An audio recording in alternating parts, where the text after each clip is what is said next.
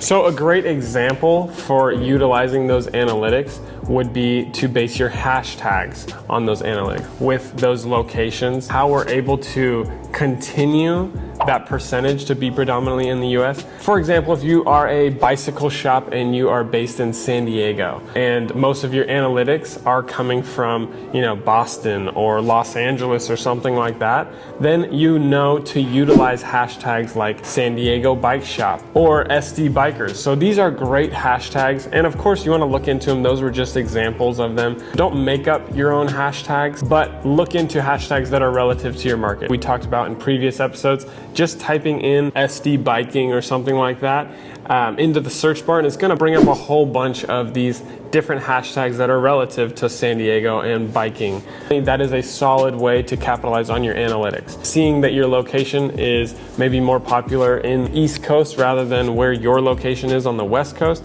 then let's utilize those hashtags and try to bring more of an audience in your area. And make sure when you're looking at these hashtags, it has a good number of people already using that hashtag. We don't want to make one of our own that isn't going to have other people already following it, and we don't want to use one that's too broad like just biking, because there will be people all over the world who are looking up that hashtag. But if you use one specific but not too specific, like San Diego Bike Shop or San Diego Biking, then there will be a ton of posts and people using those hashtags that are actually in that area. We want a ton of people involved in those hashtags, but we don't want to make it too broad where there's so many people involved that it's all over the world. We want to actually geo-target your location. So that is it for analytics. That is it for episode 7. That is basically all you need to know with analytics. We went through everything, so we're going to jump into the recap now. We'll see you guys there.